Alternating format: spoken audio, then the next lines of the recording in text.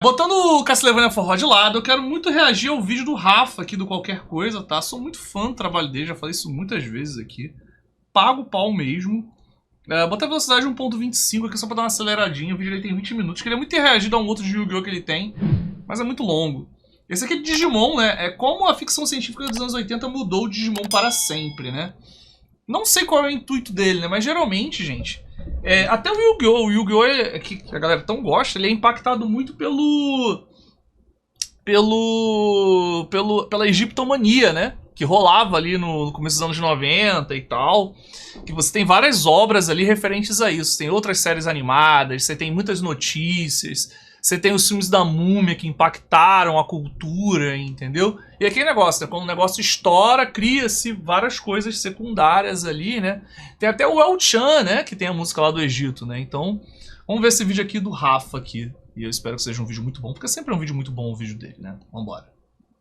Um centavo para cada vez que o Mamoru Hosoda fez uma animação baseada em Wargames, eu teria 3 centavos. O que são vezes demais, não dá nem pra usar na piada original.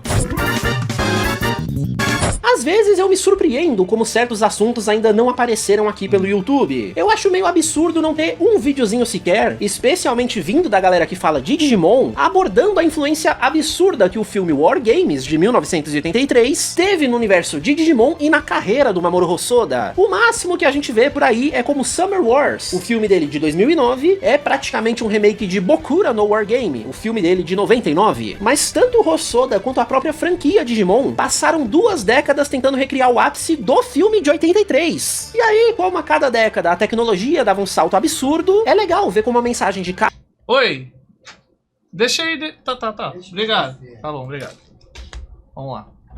Cada um desses filmes foi transformando a do original. O filme de Digimon dispensa apresentações nesse canal. Eu já falei dele em 1000 outras vezes. Então deixa eu apresentar o Wargames. Eu não conheço esses filmes que ele tá citando. Até hoje eu não sei exatamente a origem do Digimon e do Pokémon, porque Digimon e Pokémon eles foram lançados muito próximos, né? Tem uma galera que fala que Digimon não é uma cópia do Pokémon e tudo mais, tem esse debate, né? Mas tudo é Pocket Monster, né? Aí tem Monster Rangers, tem várias outras paradas e tal, né? O Digimon teve Tamagotchi também, né? Muita coisa doida, né? Vamos ver aqui. Estrelado por Matthew Broderick, fazendo uma comparação direta dele com o Bokura no Wargame. Ambos trazem um jovem protagonista vendo suas brincadeiras de criança, sejam os videogames ou monstrinhos digitais, ficando frente a frente com uma entidade digital que está prestes a lançar bombas nucleares pelo mundo. E como adultos nesse tipo de história são inúteis, cabe justamente à inocência desse jovem realizar um milagre para resolver o problema. Voltando um pouco para contextualizar a importância desse filme, a primeira ideia de internet que levaria ao que a gente tem hoje em dia é de 1974, só 9 anos antes desse filme ser lançado. Então ele é considerado o precursor de histórias no cinema sobre hackers e cibersegurança. Até onde pode ir essa internet, que tipo de coisas estão conectadas a ela, e o que pessoas más intencionadas podem fazer com isso? Porque, claro, não existe filme estadunidense nos anos 80 que não seja propaganda antissoviética. O filme começa com um silo de mísseis nucleares dos Estados Unidos recebendo a ordem que eles esperavam nunca receber. É pra lançar. O código bate, o comando é oficial, todos os sistemas são checados e estão funcionando, mas no último segundo o soldado se recusa a virar a chave. E isso era um teste dos superiores dele, pra mostrar que a falha humana é o elo mais fraco desse sistema de defesa. Por isso, eles querem substituir essas pessoas por uma máquina, capaz de pensar por conta própria e, portanto, que reagiria numa situação de catástrofe real. Na época, essa premissa era algo tão... Quer dizer, pelo que eu tô entendendo, tá, isso é meio coisa dos anos 80 mesmo, tá uma vibe bem legal.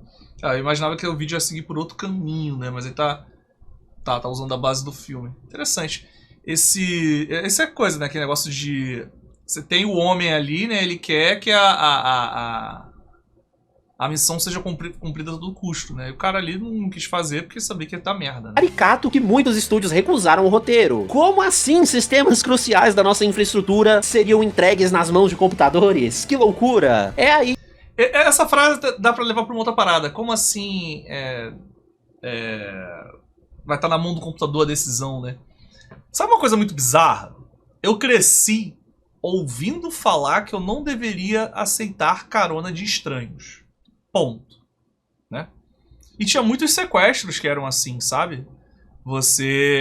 As pessoas ofereciam carona. Não sei se você deveria contar. Mas, curiosamente, o meu pai conheceu minha mãe oferecendo carona. Porque ali nos anos, final dos anos 80, começo dos anos 90, o transporte público não era como era hoje, né? Na verdade, hoje também é ruim, né? Mas era pior ainda. Então, tipo assim, era natural as pessoas darem carona umas pras outras, principalmente o pessoal de moto. Tá passando de moto, opa, tá indo pra lá? Dá carona até lá. Aí dá, principalmente as menininhas, né? Que os caras na maldade. Aí o pai dá a carona pra minha mãe e eu tô aqui. Aí o que rola? O que é legal é o seguinte. A gente tem essa parada de não...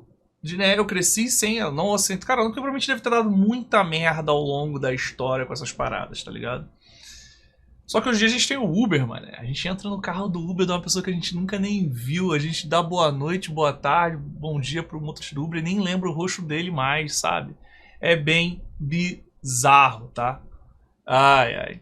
Bom, vamos lá, vamos voltar pro vídeo aqui. Que entra a parte mais lúdica do filme. O protagonista, David Lightman, em sua mais pura inocência, só queria usar o computador de casa pra procurar por jogos digitais nessa época em que era tudo só texto azul esverdeado numa tela preta. Ele não fazia ideia de que estaria se conectando a um sistema militar, dando início a uma simulação real que causaria um caos enorme no governo, a ponto de desencadear lançamentos reais de ogivas nucleares, só porque um país achou que estava respondendo às ameaças prévias do outro. Então só a mesma inocência que começou isso tudo é o que vai poder vencer esse jogo de guerra. Esse filme representa de maneira muito realista o que era um hacker nessa época. Como ainda era tudo mato digital, sistemas de segurança eram praticamente inexistentes. Então era perfeitamente plausível que um moleque de 15 anos conseguisse acessar um sistema militar, porque coisas muito parecidas realmente aconteceram. Pra quem teve a chance de se conectar à internet até ali no final dos anos 90, deve se lembrar daquele barulhinho clássico que os modems faziam.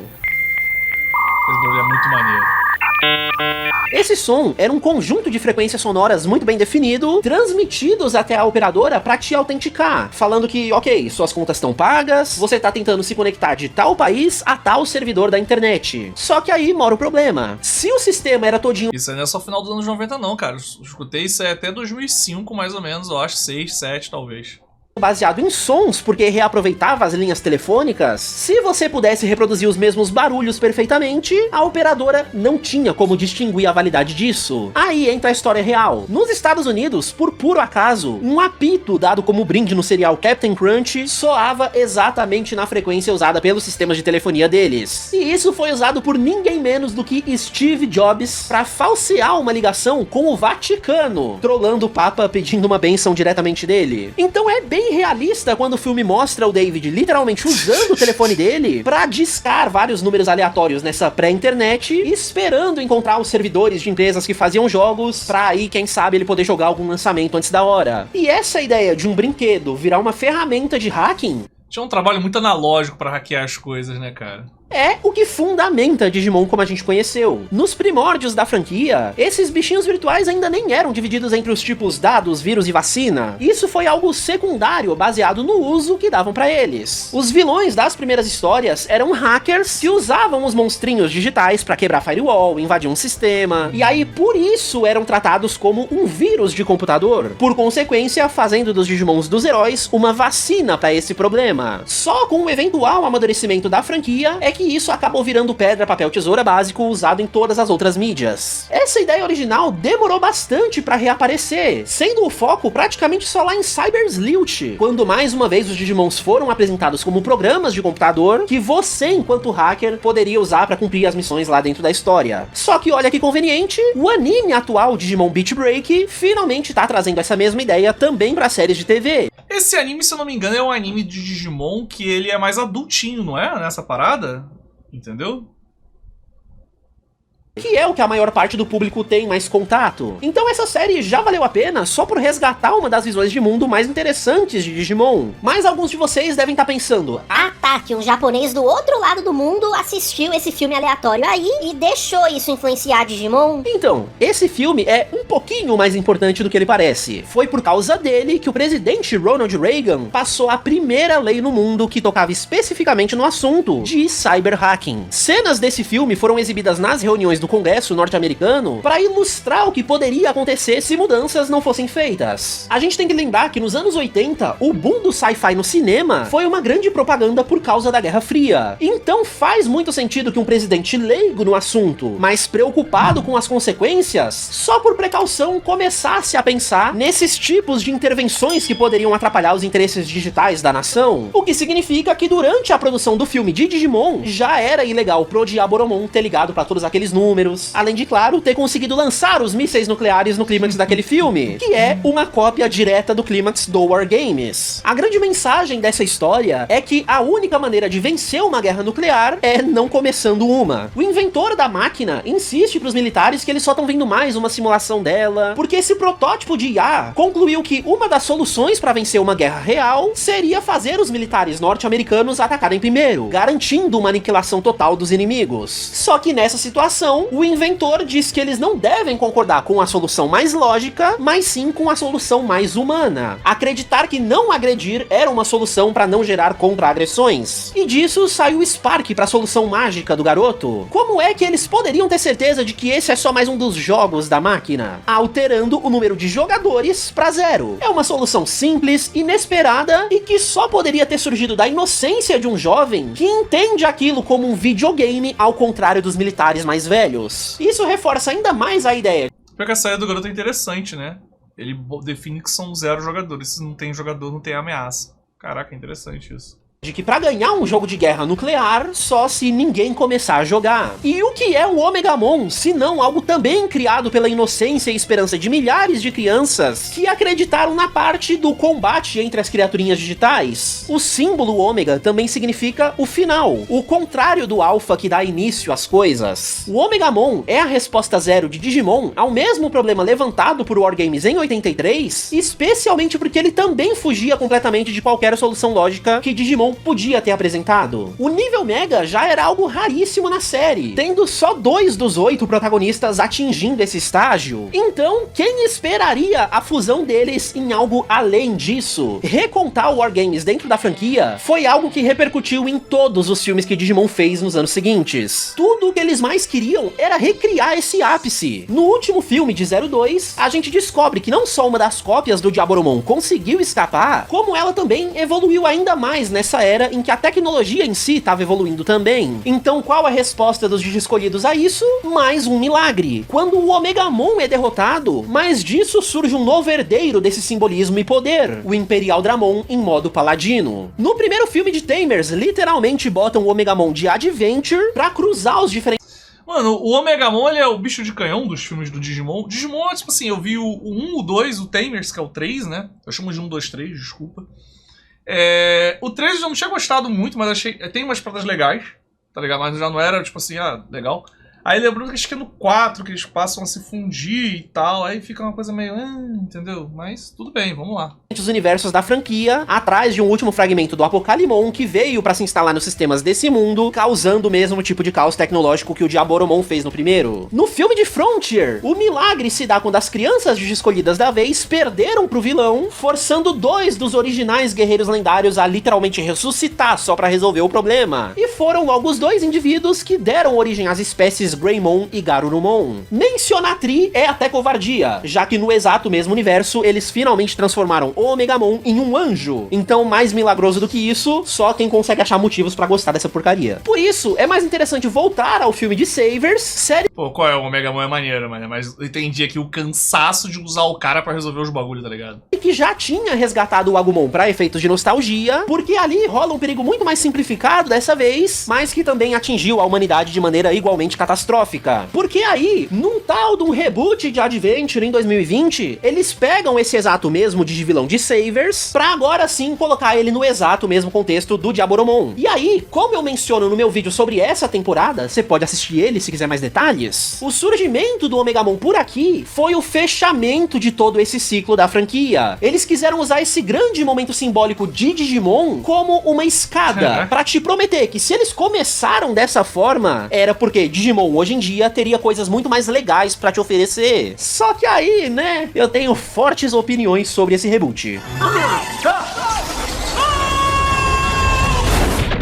Conexão cancelada. E como eu disse, não foi só Digimon que passou 2 décadas correndo atrás desse clímax. O próprio Hosoda fez 2 outros filmes além do Digimon, trazendo de novo a ideia geral do filme de 83, mas podendo atualizar a mensagem para épocas um tanto diferentes. Wargames surgiu do desconhecimento do que a internet poderia se tornar. Extrapolaram um tanto com isso, mas o computador ainda era visto como uma ferramenta complexa, uma coisa distante da vida comum. Na época de Digimon, o sentimento já era bem diferente. Toda a proposta de adventure vem da ideia de se maravilhar com esse outro mundo a ser explorado. Era algo ainda distante em 99, mas já alcançável por crianças que teriam suas vidas transformadas por isso. O que Digimon sempre fez de melhor foi humanizar essas crianças, falar sobre os medos delas, problemas pessoais, pra então mostrar como o contato com os Digimons transforma quem elas são. O próprio Wargames também tem um momento do tipo que antecede o clímax do filme. A gente vê o David lamentando que o mundo vai acabar, sendo que ele não teve nem tempo de aprender a nadar. Ou então a Jennifer, triste porque ia aparecer na TV pela primeira vez na semana seguinte, mas pelo jeito não ia mais, né? Quando a gente fala de bombas nucleares matando milhares de pessoas num instante, isso... Eu acho meio bizarro assistir o... Não bizarro, né? Assistir o vídeo do Rafa, é que eu não tenho muito o que pausar e comentar. Porque é bom, ele tem a didática boa, ele apresenta o conteúdo de maneira boa. Ele tá explicando tudo que eu penso em comentar, ele já tá falando na tela muito rápido, sabe? Isso já é chocante, mas quando a gente conhece melhor as vítimas disso, aí sim a gente sente o verdadeiro peso da história sendo contada. Então quando o Hosoda faz o filme de Digimon, ele intencionalmente separa o Tai e o Matt, que viveram tantos momentos emocionantes juntos, pra mostrar que a internet nessa virada do milênio, ela nos conecta aos nossos melhores amigos mesmo quando estamos separados. E pra ele, essa era uma ideia boa demais pra ficar presa a um filminho de 40 minutos de uma grande marca. Por isso tivemos Summer Wars, que em 2009 teria ainda mais mudanças tecnológicas para expandir essas mesmas ideias. Com a internet já sendo bem mais parte da vida diária das pessoas, se esse ambiente for perturbado, os impactos são muito mais imediatos. O mundo digital em si passa a ser um ambiente conhecido, mas agora cheio de pessoas desconhecidas, com as quais você até pode criar vínculos fortes o suficiente para, quem sabe, impedir mais uma catástrofe nuclear. O perigo da vez se manifesta quando um hacker invade esses hubs digitais e destrói tudo, como se literalmente estivesse brincando com eles, nessa representação de um jogo de boliche, de dominó, de cartas, mas que mesmo assim tem consequências bastante reais. É o caos em sistemas de telefonia, nos painéis eletrônicos, mas agora também em serviços básicos da sociedade, como a distribuição de água e energia. Isso é o que faz com que pessoas muito diferentes comecem a se unir para tentar impedir esse hacker. E aí, quando o Hosoda literalmente digivolui ele sem nem disfarçar a referência, isso se revela ser mais uma IA descontrolada. Só que agora, por conta da quantidade de informações às quais ela foi exposta nessa nova era internética. E a conclusão dela não poderia ter sido diferente. Pra contra-impedir quem a impediu, basta explodir geral no mundo real, que deve resolver. E se a solução pro conflito nos 2 filmes anteriores foram as relações humanas trazendo soluções esperançosas, aqui não seria diferente. Do outro lado desse filme, a gente tava acompanhando 2 jovens indo pro interior visitar a família dessa garota, que arrastou o amigo junto só pra não ter que ouvir as tias perguntando: e os namoradinhos, hein? Experiência mais humana do que essa, difícil de ter. Então a gente vê essa família gigantesca receber o novo membro dela com o maior carinho do mundo. Explicam pra ele quem é primo de quem é o marido da tia que tá grávida. Eles fazem todas as refeições juntos, passam a tarde jogando cartas. É realmente sobre essas pessoas estarem desconectadas da internet, mas se conectando entre si naquele momento. Então quando chega o clímax do filme, com tudo prestes a explodir, é exatamente disso que surge a oportunidade de contra-ataque da humanidade. Como essas são as últimas pessoas que não foram afetadas diretamente pelo hacker, elas ainda conseguiram entrar na internet depois pra enfrentar ele no literal jogo de guerra da vez. A garota em seu avatar furry digital tem todo o apoio daquelas pessoas que estavam física e metaforicamente ao lado dela. E aí, conforme ela vai ganhando as rodadas nesse jogo de cartas, o Hosoda não se aguenta. As contas que o hacker tinha roubado vão se libertando, recriando exatamente a mesma cena que leva ao surgimento do Omegamon dessa vez. O avatar da garota digievolui, se tornando uma mulher adulta, o que certamente traz toda uma outra carga de simbolismos. Quero pontuar também que os avatares desses outros usuários nesse filme são esses bonequinhos mais simples, um negócio meio emoji, porque isso dá a volta e aparece de novo lá no Cyber Sleuth. Os visuais visuais da internet daquele jogo foram totalmente inspirados pelo trabalho do Hosoda nesse segundo filme, o que eu acho uma homenagem legal. Só que mais legal do que isso é o uso final que dão pro protagonista masculino desse filme, em que mesmo depois da garota ter resolvido tudo, só de raiva, a Ria mandou um míssil especificamente pra atingir a casa dela. Então o garoto tem que quebrar um algoritmo complicadíssimo em questão de segundos, e tá lá toda a família da garota ao redor dele, falando palavras de encorajamento que ele nunca tinha escutado nem dos próprios pais, só pra reforçar as conexões que ele fez com essa família de desconhecidos. Então a referência final acaba sendo praticamente uma recriação do que o Easy fez com os e-mails lá pra ajudar o Omegamon a parar o Diaboromon. Mas eu gosto mais do final desse filme, em que esse trauma compartilhado cria uma conexão ainda mais forte do que a que já existia, a ponto de... O Rafa tá basicamente usando esse conteúdo e tal pra contar o quanto o criador do Digimon é fanático em cyberguerra, esse tipo de coisa, né? Ele tem um pezinho também ali em Exterminador do Futuro, principalmente os primeiros. De talvez o garoto nem precisar mais fingir que é o namoradinho dela. Esse beijinho que eles quase dão me parece mais uma tentativa do Hosoda de melhorar o final do War Games. Por lá, a Jennifer essencialmente só existia pra ser o troféu dado ao herói depois dele salvar o mundo. É o machismo básico dos anos 80, né? Eu acredito que o Hosoda se opunha um pouco a isso, porque 12 anos depois, lá vem o terceiro filme dele sobre a mesma coisa. E de novo, ele opta por colocar uma protagonista mulher na história. Em 2021, ele pôde entrar no contexto das redes sociais, o que eleva qualquer discussão sobre criar conexões em ambientes digitais para um patamar completamente diferente. Infelizmente, isso é também um problema para nossa análise, já que esse filme é uma releitura de Summer Wars, que foi uma releitura de Bokura no Wargame, que só então era a releitura do Wargames. Então, no máximo, a gente sente a essência da ideia original por aqui, especialmente nas cenas que o Hosoda mais uma vez faz questão de recriar. Até porque, como o nome Belly indica, esse filme tá mais pra uma releitura da Bela e a Fera. O monstro digital é representado como algo que a protagonista tá tentando entender, tentando encontrar a beleza dentro do caos internetico. A discussão é muito mais sobre o impacto das redes em quem você é dentro e fora delas, em como estar exposto aos horrores do mundo digital nessa era pode afetar diretamente você no mundo real. Então aquele perigo nuclear nem precisa mais existir. A simples interação com o ambiente digital já carrega esse mesmo potencial destrutivo, porque ele pode sim pegar um por um de nós se a gente não tomar cuidado. Daí se levanta todo um novo valor para as conexões positivas que você pode formar nesse contexto. Claro que isso de alguma forma leva o Hosoda a recriar a cena do Omegamon pela 1000ª vez na vida dele, quando todos os comentários positivos que a garota encontrou dão forças para ela se transformar. E talvez o maior milagre seja esse, né? Achar coisa positiva no... Mas o japonês gosta desse negócio de transformação, sabe? Isso é uma coisa da cultura deles, né? Você vê, tudo se transforma, né? Sailor Moon se transforma, tudo quanto é as animações japonesas que a gente vê, tem muito disso, né, de ter um momento de transformação, né,